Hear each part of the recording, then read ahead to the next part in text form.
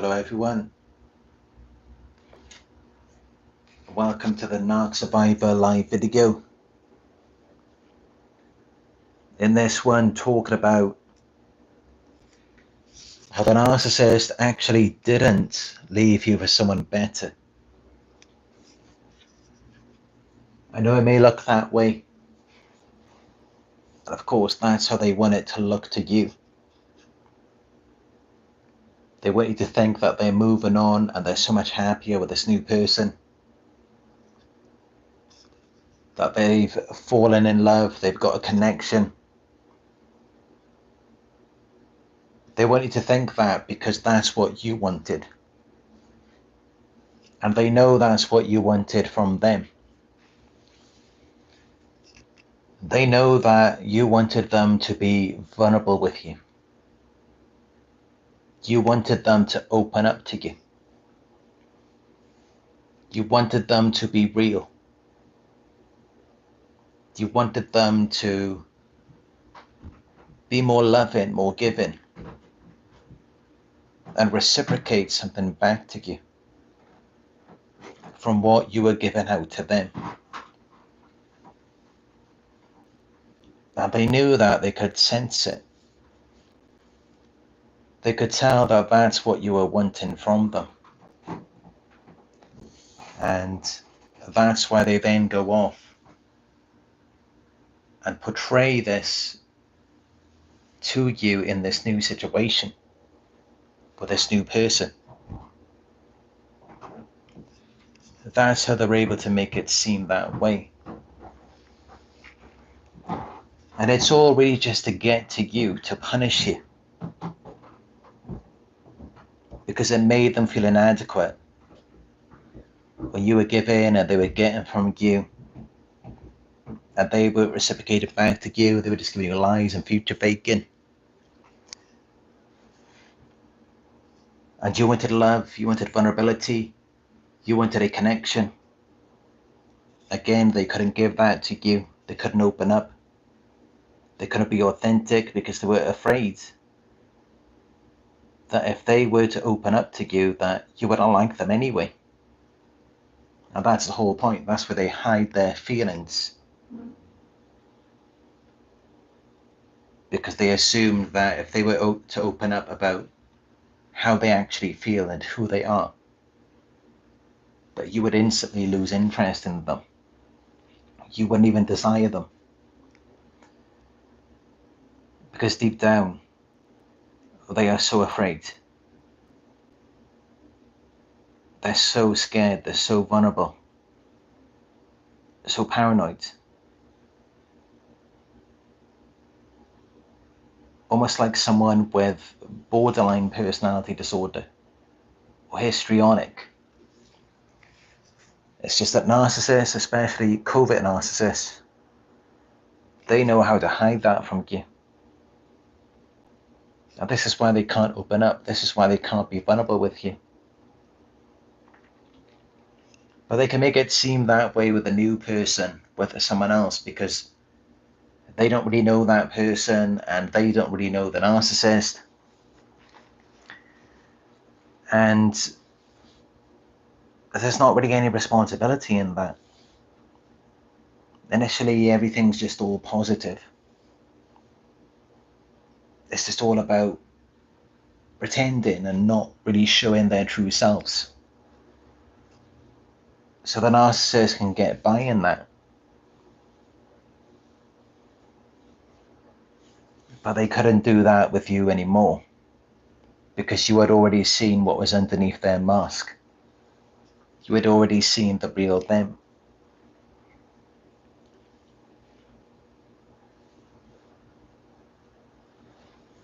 But yeah, they will make it seem as though they've left you for someone better. And as though it's your idea of someone or something better, of a better situation, based on what you wanted from them. So of course they're going to make it seem like they're in love with this new person. Like they have this amazing connection, this wonderful chemistry. and they get on so well. They're like best friends, and they do everything together. They do all of the things that you wanted to do, all of the things that they would never do with you. And now suddenly they've got that with this new person, with a new source. Or at least that's how it seems, because they want you to think that they found someone better, someone who does you better than you, and someone who is better for them, and also someone that they're better for. That's how they want you to think. But it's not real, it's not true. That's not actually what's going on. It's all fake, it's all a lie. What they have found is someone who may be more unaware, more unsuspecting. Now that's one possibility of what they have found. Someone who's unaware, someone who doesn't know them, someone who doesn't know what's going on, someone who can't see what they're dealing with. And thus, by not seeing them, they are giving them a supply. Because instead of seeing the real them, they're validating something that they're not. There's something greater that they want to be seen as. And not only that, not only is this person possibly unaware and unsuspecting, but the narcissist may be getting benefits or conveniences from this person that they're no longer getting from you, because what happens is they manipulate you, they use and abuse you, devalue, integrate you, drain the life out of you until you've got nothing left to give. And then they discard you like a piece of trash. And then they go off and find someone else who they haven't been around, who they haven't got involved with. So of course, I mean, that person's going to be in a better position, a better situation than you, because they haven't had this narcissist in their life for all of this time. And that's the only reason why. Because once the narcissist is around them long enough, the same thing that happened to you is going to happen to them. It's just the narcissist hasn't been around them for long enough yet. So it's going to look good, and that person is going to be full of love, light, and positivity. They're going to look so happy. And they're going to have so much to give and share with the narcissist. So it's going to look like the narcissist is so happy with them initially. But the narcissist is just going to take and not give anything back, other than lies and future faking and eventually abuse. So they're never going to be able to sustain that. It's all fake. It's all a fantasy. It's intended to manipulate and secure the new source while simultaneously punishing you and making you look bad. But yeah, as I said, that's one possibility. Is that rather than them finding someone better, it's more just that they found someone who's unsuspecting and aware. Someone who doesn't know what they're dealing with. Someone who doesn't know what's going on. Now, the other possibility is that they have found someone who is aware, who does know what's going on. And not only that, but someone who has the power or ability to manipulate them, to manipulate the narcissist, to pull the strings on them and get them to do what they want, or to think what they want them to think. Now that's another possibility, and in today's world, I mean, I would assume that this is becoming more and more common. I mean, this is how it is. When you look on social media, you see all of these narcissistic influencers on social media. It's typically two narcissists together who are manipulating each other. Now, in those situations, sometimes they work together to target an unsuspecting victim outside of the relationship. But that's not always what happens. Because sometimes the narcissist may think that they're going to be getting something out of someone, but that's only because they don't see what's going to happen later down the line. Because initially, yes, it may look like they're getting a good deal, but then something is going to happen later. That it may not happen straight away, it could take some time, but eventually they're going to bit off more than they can chew. It's going to come back on them. And it's because they're not the only manipulator out there. They're not the only scammer. They're not the only con artist. And when a narcissist has discarded their victim, and they're trying to paint you as the bad person, they're trying to blame you for everything, they're then engaged in splitting. So they're seeing you as imperfect, faulty, defective, all bad, which means that they then have to see someone else as being all good, because it can't just be themselves that they see as perfect. They've got to have external validation to prop up the false self. So that then has to be extended onto someone else to create a perfect union. And yeah, that's when they then have to idealize someone else. And they can be very gullible in that state, which makes it very easy for someone to manipulate them. And essentially what I'm saying is, when they were idealizing you, when they were love bombing you, you really could have taken them to the cleaners at that time. You really could have gotten them. You could have manipulated them. You could have done what they did to you, and they never would have seen it coming.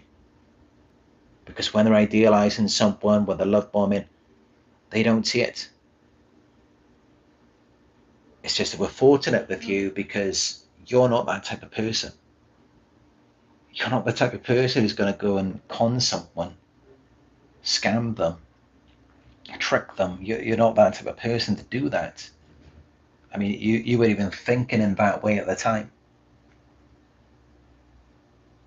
because you're more of an innocent, naive person, quite possibly, rather than someone who's manipulative and deceptive and predatory. So you weren't thinking about how you could work the situation and use them to your advantage. You didn't have that kind of mindset. But if you did, you could have absolutely destroyed them. It's only because you're a good person that that didn't happen. Now, someone else may not be as kind as you are.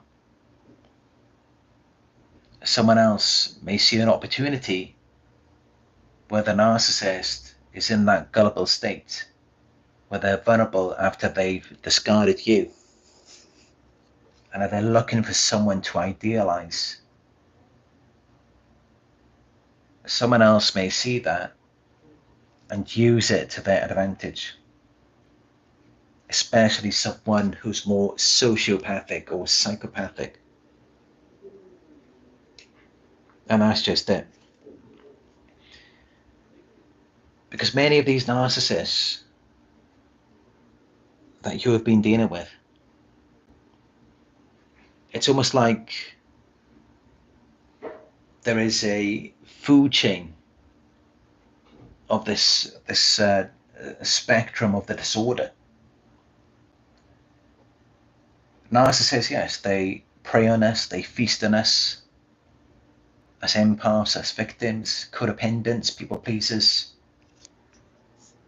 But then also, there's something higher up on the food chain, something that they are highly susceptible to. And that is a sociopath or even a psychopath. Because those types of people, they're not unaware. They know exactly what's going on. And they can see the narcissist from a mile away. And they know exactly what they need to do to gain an advantage over them. And this is how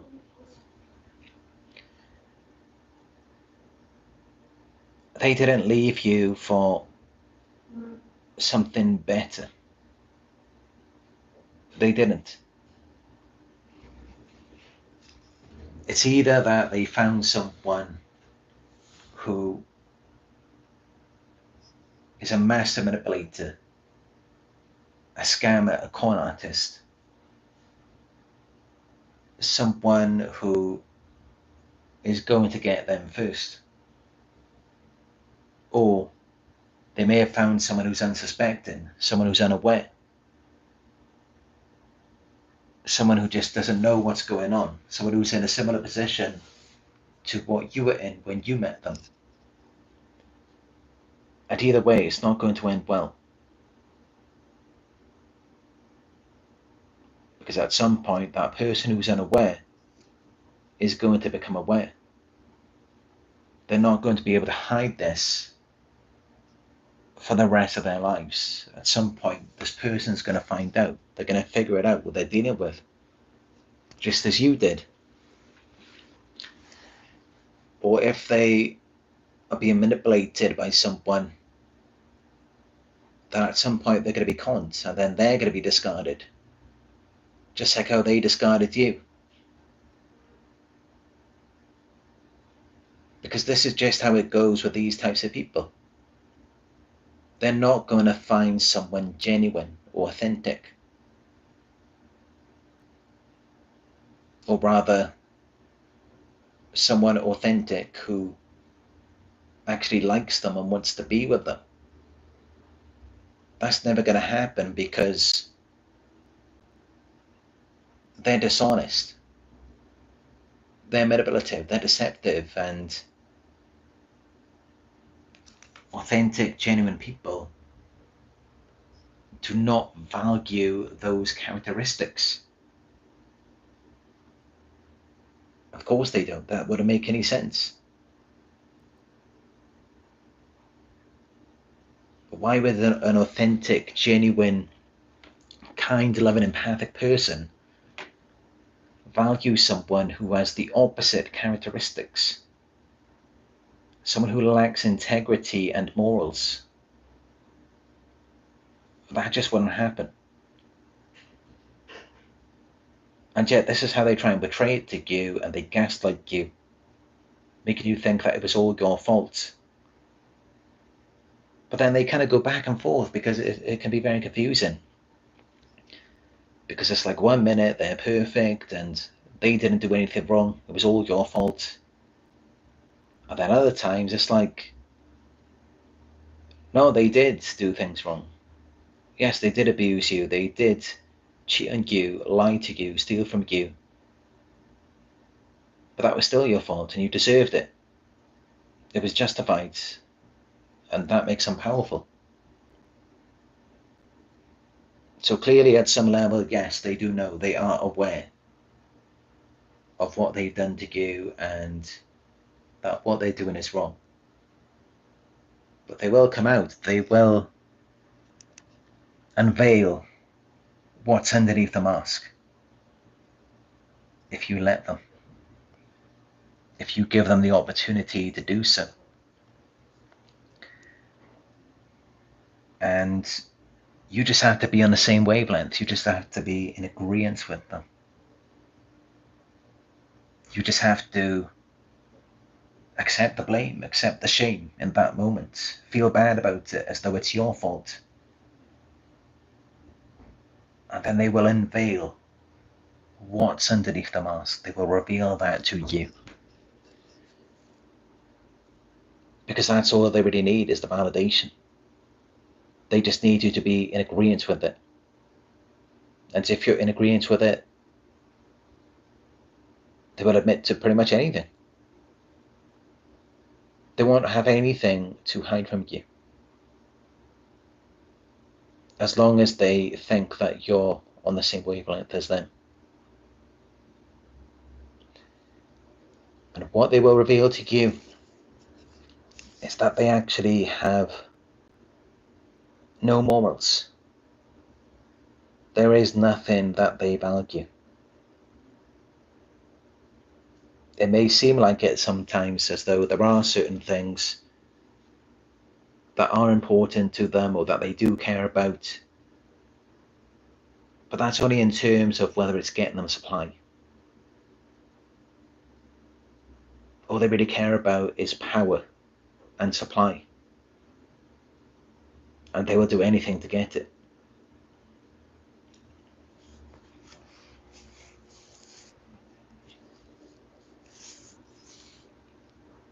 But that type of person,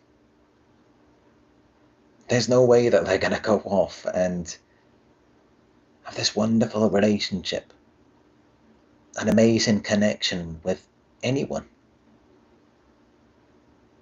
That's never going to happen. I mean, maybe if they find someone who's just as fake as them,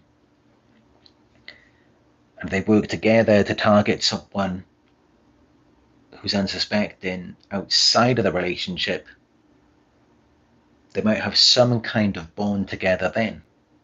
Yes. But it's not really going to be a connection.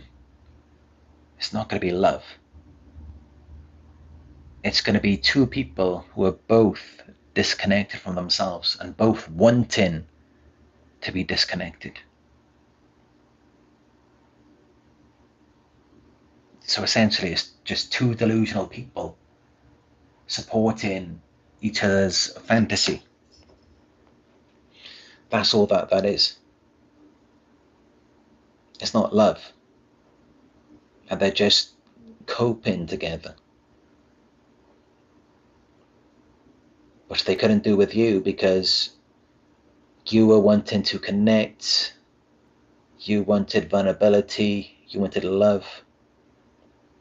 They didn't want any of that. If they wanted that, they would have had that with you. They couldn't have that with you because for them to open up, for them to be vulnerable, things would get very dark. Things would get very scary. And you would not want to be around them.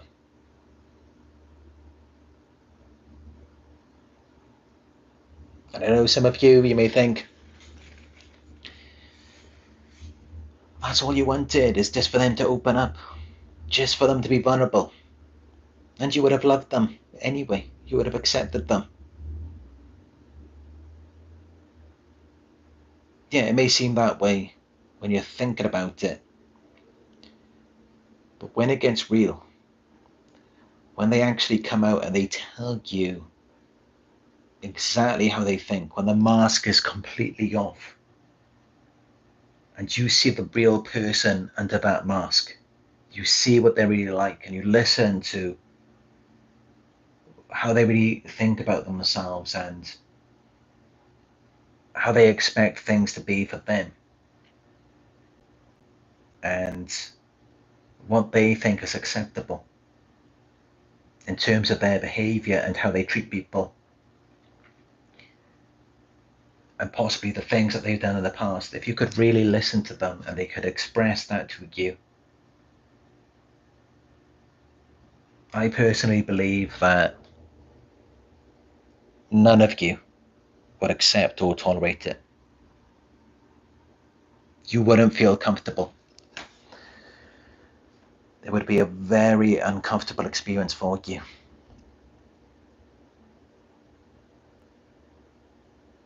And even if despite their vulnerability,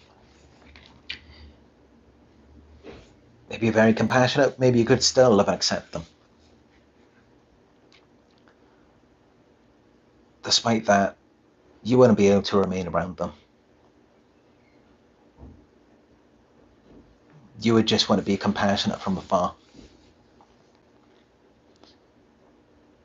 Otherwise, you would become an enabler. And possibly you could end up enabling them to do things to other people just as what they did to you.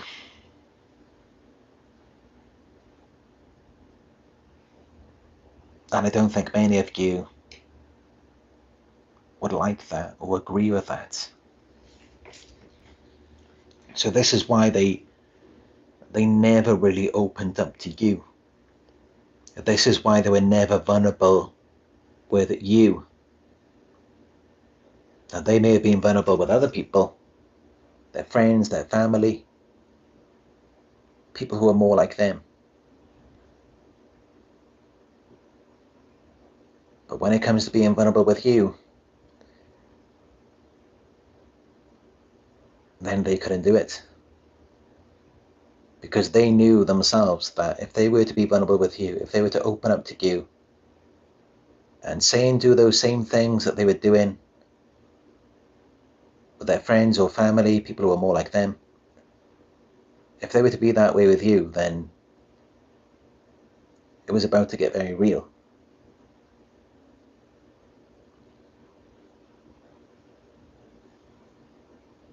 And that's not what they want. They want to bring it into the actual reality, or what they perceive as being reality.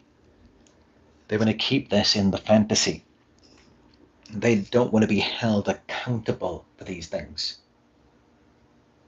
So that's why they're not vulnerable with you, because they know that you're going to accept it.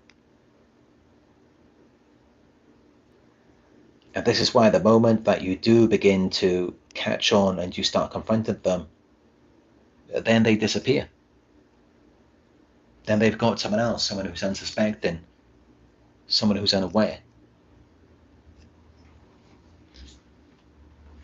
Because that's usually what they're looking for. I mean, yes, some narcissists, they may just end up finding someone who is more like them, someone who they feel more comfortable with. But although they may feel uncomfortable around us, we're also an excellent source of fuel, because we're innocent and unaware. And even when we start becoming more aware and we start confronting them, we still have a light. We're still just genuine people. And that gives power to them. By us having values and morals, and they see love as a weakness,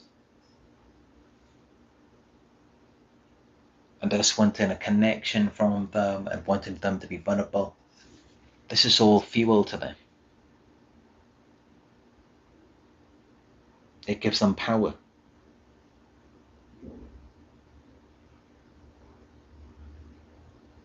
Just as it was for them in their childhood. When they were children, they wanted love, they wanted a connection with their narcissistic parent.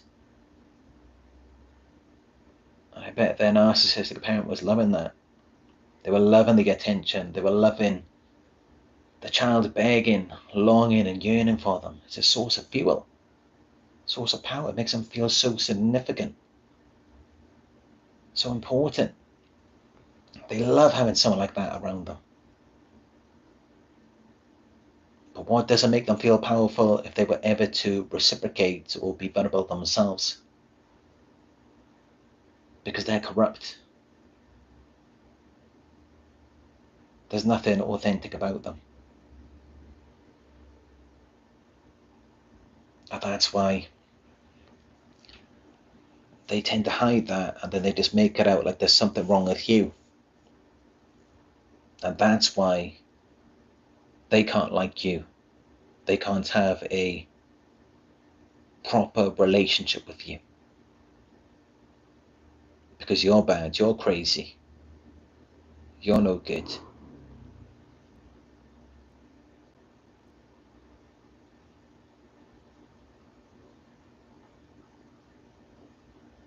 So whatever they've implanted in your mind, whatever they've tried to make you believe is going to be happening in this new situation, it's never going to be like that. they're never going to have that. They're never going to have a healthy relationship, a genuine connection. They're not healthy themselves. They're not genuine people. So where do they fit in with all of that? I mean, it doesn't really make any sense. It's kind of like, I don't know.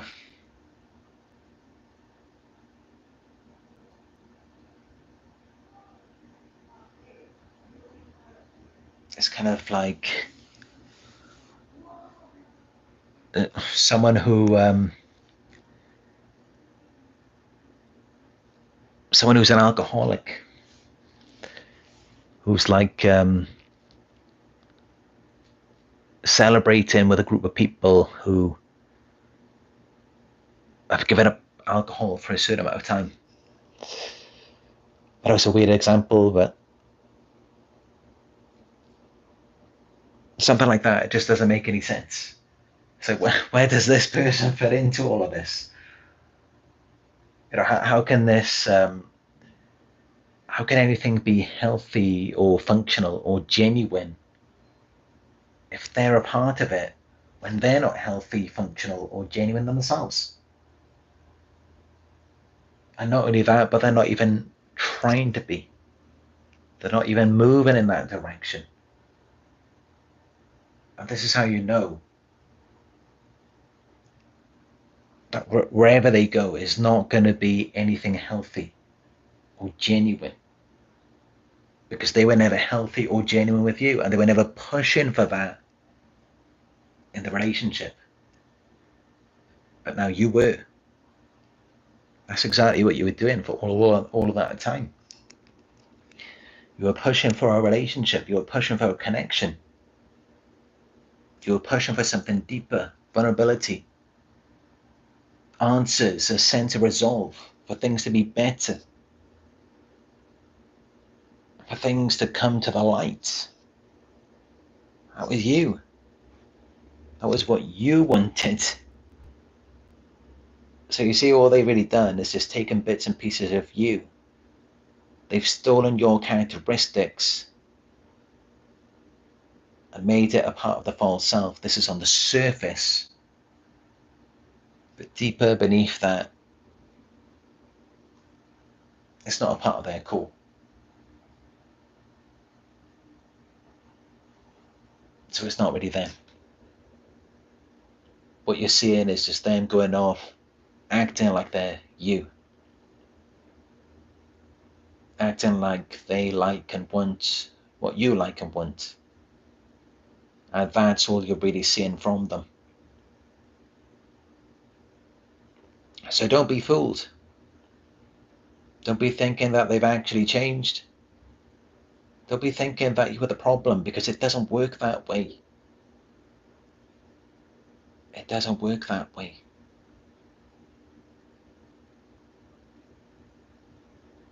It didn't even work that way for them when they were a child. How were they with their narcissistic parents? How badly did they want their narcissistic parents' approval? They clearly wanted their narcissistic parents' approval, because they abandoned their true, authentic self just to get that validation. They sacrificed themselves. This is how it is as children. A child will do anything just to feel validated by their parents. If they feel like they're not good enough as they are, then they'll just change themselves. They'll change everything about themselves. Just as we did for the narcissist. But why were we doing that? It's because they trained us to do that. Because this is something they know all too well. This is something they've been doing their entire lives. This is something that they did for their narcissistic parent. I mean, you can argue it was for their parents or it was for themselves. I mean, it's difficult to say when you're talking about a child. Of course, a child cares about what the parent thinks.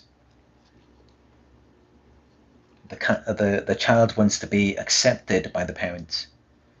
Because otherwise, how is the child supposed to survive? So, yeah, they abandoned their true self in childhood. They changed everything about themselves to get their parents' approval. They created a false self.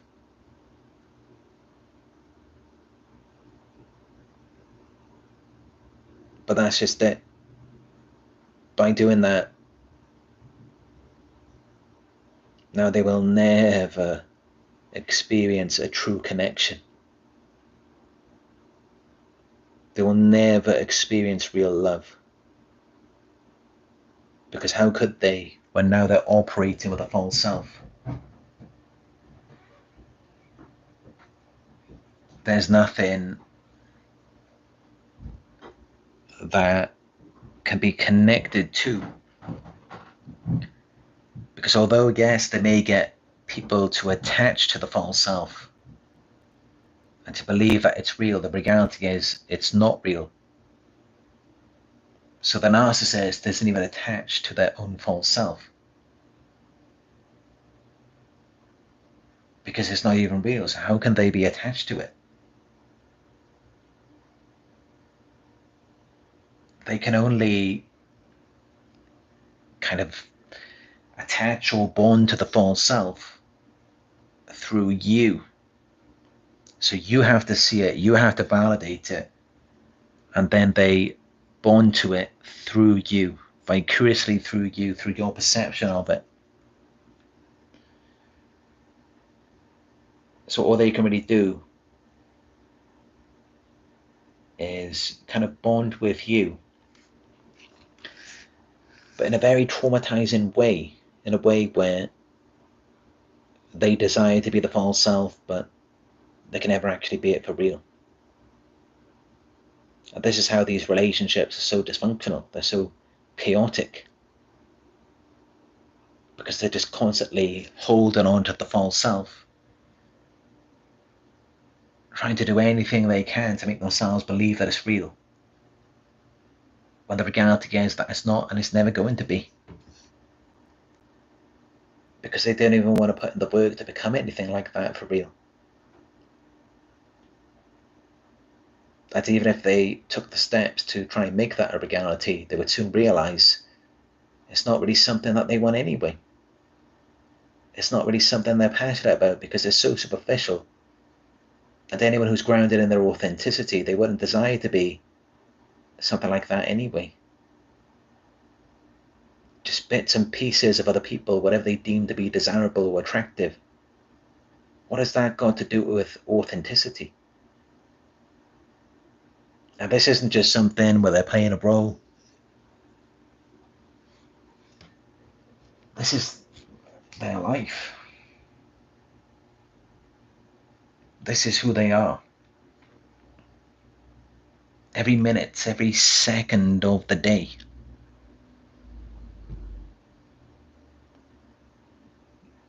They can never be themselves. They can never feel like they are their actual self. Because to them, that's death. It's a horrible experience for them.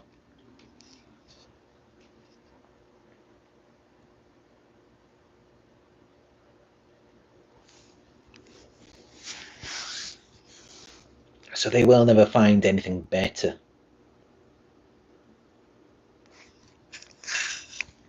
If they found something better, they won't want it. They have to settle for people who are unaware, unsuspecting.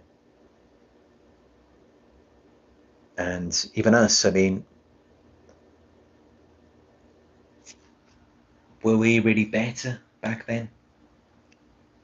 When we didn't know what was going on, when we didn't understand what was being done to us. But that's when they got us. Only because they were able to trick us.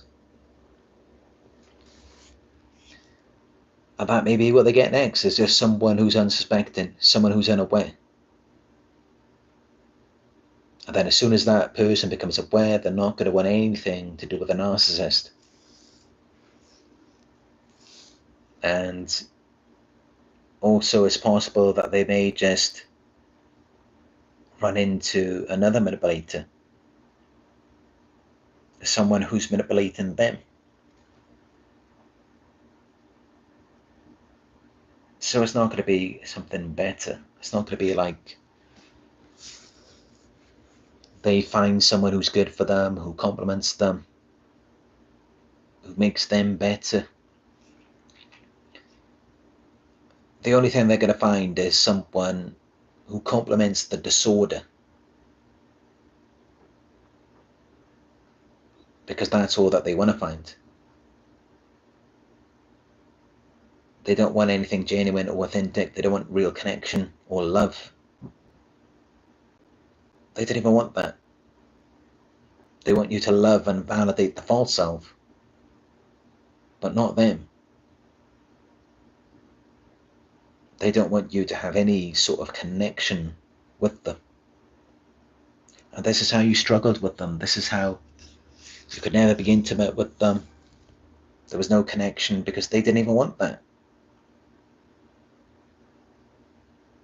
They just want you to validate the false self. And if you can bring certain characteristics or benefits that can help to build up the false self, then that's great as well. They'll take that. But there's not going to be any connection because they don't want that. They just want something to keep the disorder going, to fuel the false character. That's all they're looking for. And when you realize that, you'll realize that there's never going to be anything better for them. It's just always going to be fake. Because they're only concerned with the false character, with what they use to manipulate and deceive people. So how is anything ever going to get better with that? I mean, it has no core. It has no foundation or structure. It's not going to bring them any true fulfillment. It's not going to become anything in the future. It's not going to grow into anything. It's not going to be of benefit to anyone. It's only going to destroy people. Because people are investing their time, energy, effort, and possibly money and resources into something that's not even real. Something that's not a good investment, something that's not going to have a return. Because it's not even genuine, it's not even something that they may even be interested or passionate about themselves. It may not be. And usually I would say that it isn't. It really is just whatever they think is going to be attractive to other people. Whatever they think looks good. They'll just take it and use that.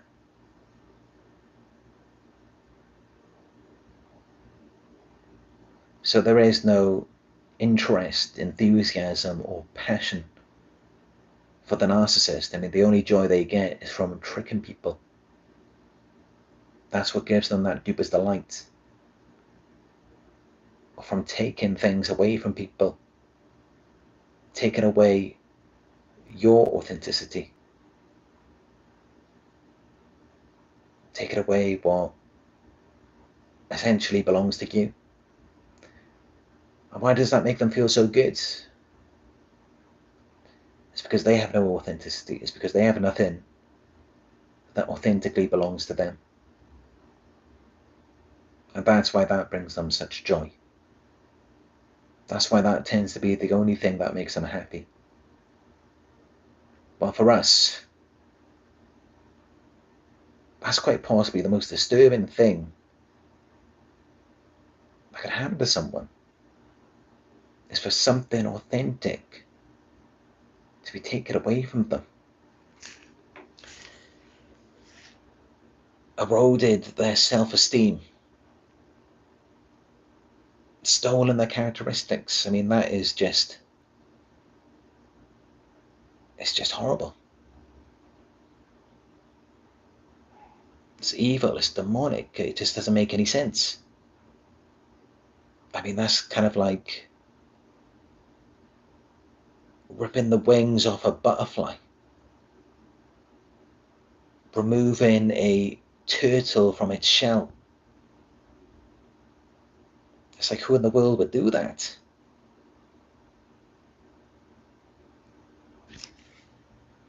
But this is what gives them a thrill.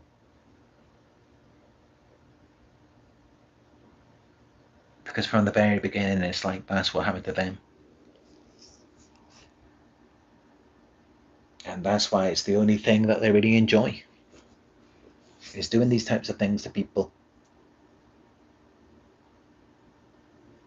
Even when it looks like they've gone off and they're so much happier, they're living the best lives, they don't need you anymore. Even when it looks like that thrill that you see, the narcissistic smirk, they're just finding joy, excitement, a thrill, not only in manipulating and deceiving this new person, but also from deceiving you into making you think that they've actually moved on, and that they're actually happy with someone, and they're actually better now.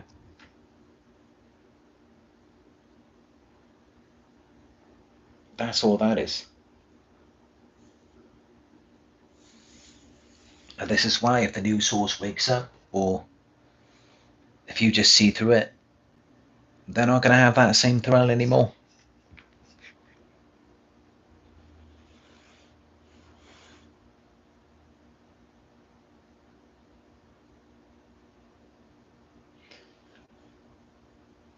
But yeah, I'd like to hear from you.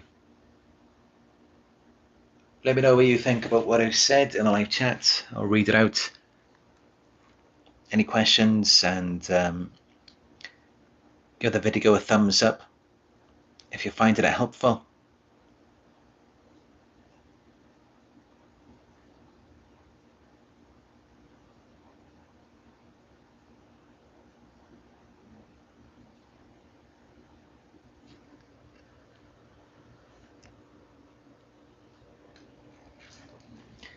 For me, it's always been about just giving the raw truth. And I've always done this from the very beginning. Ever since I was a child, I was always honest to a fault. I was honest to the point where it got me in lots of trouble. When everyone else was getting away with things, I was always getting in trouble because I was honest and I couldn't lie about it. And also, I got shamed. I went through a lot of things because I was honest, and I was rejecting people, exposing them, or demanding that they be honest as well. And that's really what got me into a lot of trouble throughout my life, was being honest, being a truth teller. And it really alienated me because everyone else that I was surrounded by, they were quite comfortable being fake, and I was never comfortable with that. And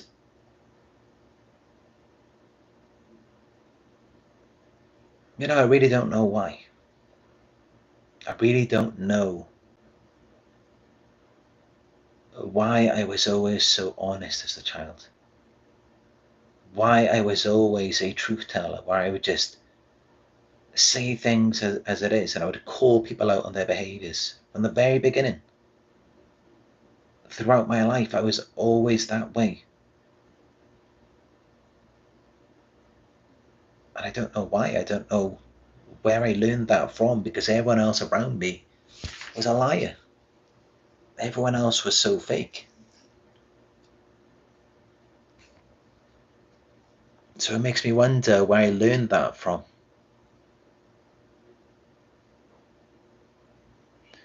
Or perhaps maybe it's just that I was trained to always tell the truth, to serve the narcissist agenda, to never hide anything from them. As though if I do that, then things will work out better for me. Maybe that's why I'm always so honest.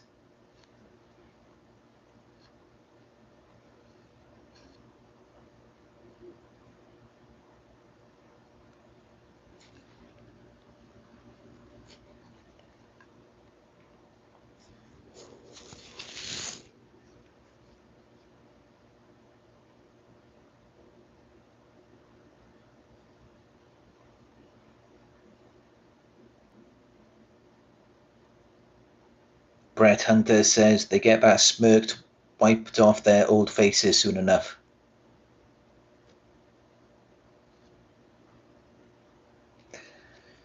Yeah, the narcissistic smirk. You can really see that they find pleasure in people's pain. But also, if you've been with a narcissist for a very long time, many of them will train you to smirk or to laugh at some of the most horrific incidents or events, because they want to make you look like the problem, and also they want to feel comfortable. They want to feel like they're not alone in their disorder. And of course, they can't really make you disordered like them, but on the surface, they can train you to react a certain way. They can train you to, if someone's crying, if someone's hurt, if someone's injured or whatever it is, they can train you to smirk at that yourself or to laugh at it. Because if they're doing this every day, then at some point your brain is going to start to make the association. And then in front of other people, it may look like you're the problem. Because then something could happen in public, and then people are going to look at you and think, why is this person smirking or laughing about this? The serious matter. And then they're going to think that you're crazy or that something's wrong with you, because they don't realize that for a very long time, they've trained your brain to make this paired association. And it could have been just something where it's like they abused you or they did something really bad to you, and because they felt so much shame surrounding it, they then may have trained you to just laugh about it and just see it as a joke. But then they tend to do that in private, and then for you it can develop into something that you can't control. And then when you go out in public, people may think that you're the problem, even despite all of the things that have happened to you, and to the point where you've been brainwashed into laughing and joking about your own abuse, like all of the things that have been done to you throughout your life. And then everyone's looking at you like you're the problem because you're laughing about maybe something similar being done to someone else. Because this is what these types of people are like. They don't care about anything. They don't care about anyone. And it's the only thing that really brings them any sort of joy, is just seeing people down, seeing people hurt. It makes them feel better about themselves.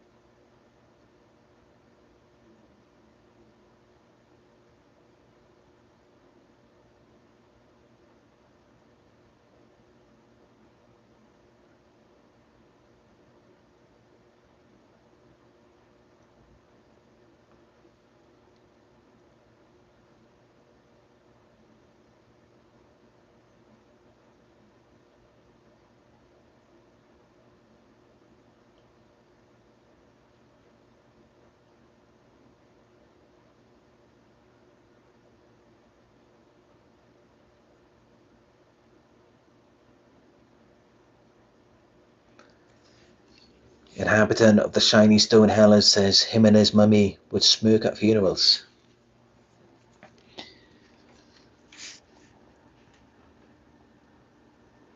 Yeah, so a narcissist may see it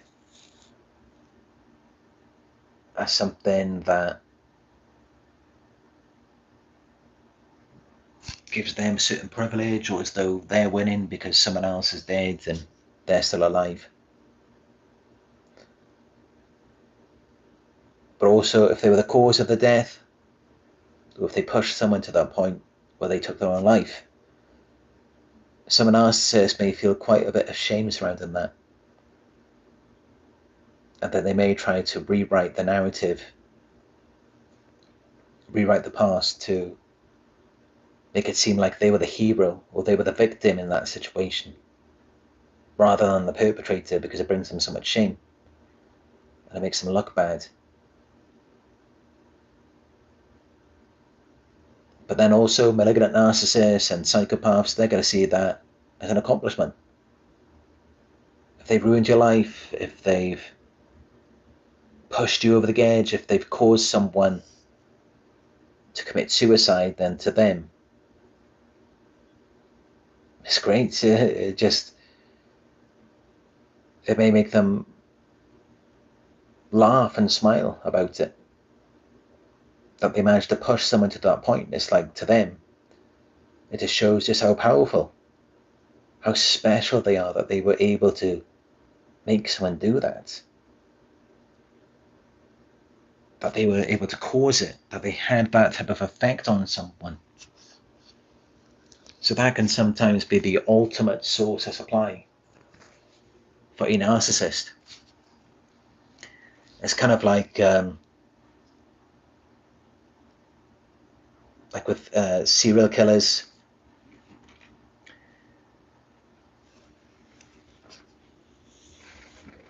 But also narcissists who have pushed people to take their own lives. And I'm not really familiar with that too much. I haven't really done any research on it, but I wouldn't be surprised. Well, actually, yes, I have heard some things. I've heard there's some people who go into these communities online and they intentionally go on to them to push people over the edge. And they even tell people to just do it, to just take your own life, because that gives them supply. If they can be the cause of it, if they can get into someone's head and get them to just end their own life, then it's a huge compliment for them. It's a source of fuel.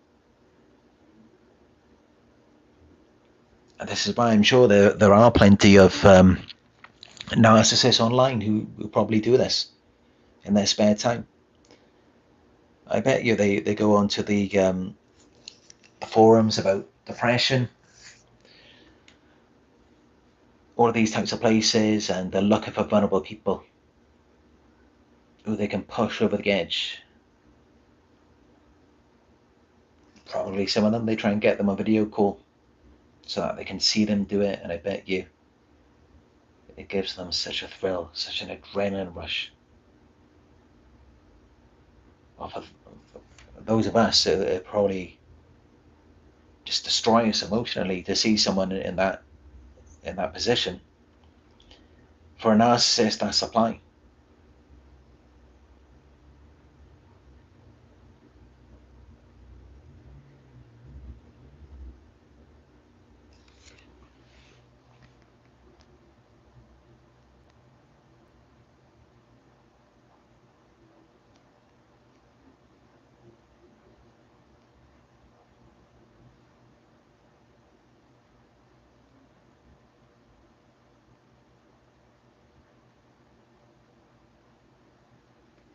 But I myself, I've also gone into the some forums and Quora, Reddit. I've seen some posts about depression, suicidal ideation, and even bulimia, anorexia. I've explored some of these things over the years, ever since I was a child, ever since I was a teenager. And for me, I've always found fulfillment in just motivating and encouraging people, making them feel more confident, making them feel more comfortable with themselves. And that's always something that I've enjoyed doing. And as I spoke about before, when I was a teenager, I had my own forum where we used to have all of these different kinds of debates, which was really fun.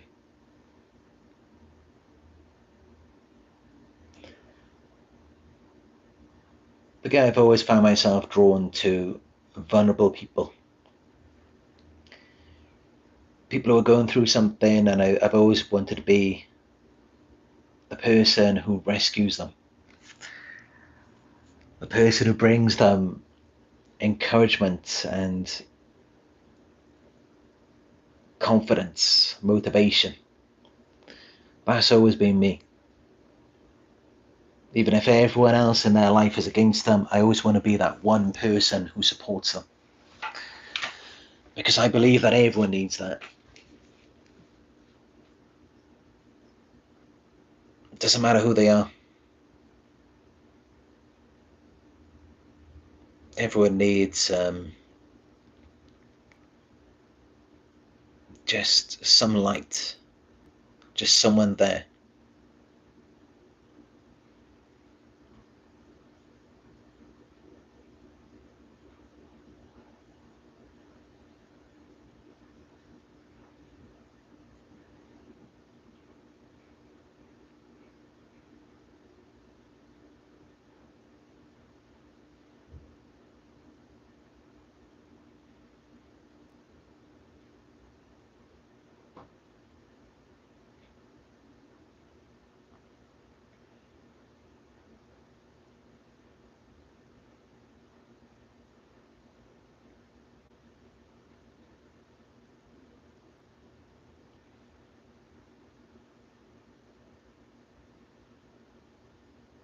Mickey says, God forbid you get sick or have a critical injury. They disappear like magic. Yeah, they're only there as long as you can give them supply. As long as you have some type of benefit or convenience for them. And once they've drained the life out of you, or once they've caused you to become mentally ill, insane, or to develop some kind of illness, or they've made you become broke, they've caused you to lose your job, all of your family and friends, everything, then they're likely not to stick around. Unless sometimes in some situations, I mean, they may see that as though then they've got full control over you, to where you're then just like their pet. So some narcissists may still stick around then.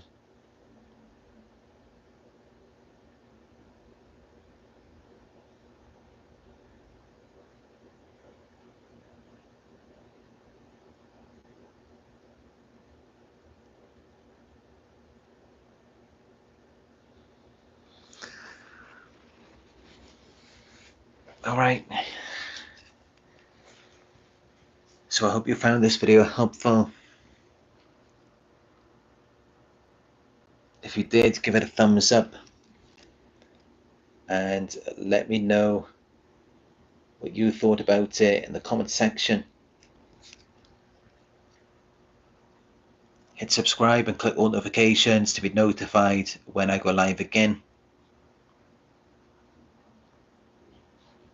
Donations greatly appreciated, no matter how small. You are welcome to donate to help support the community by going to my PayPal. It's paypal.me/Narc Survivor.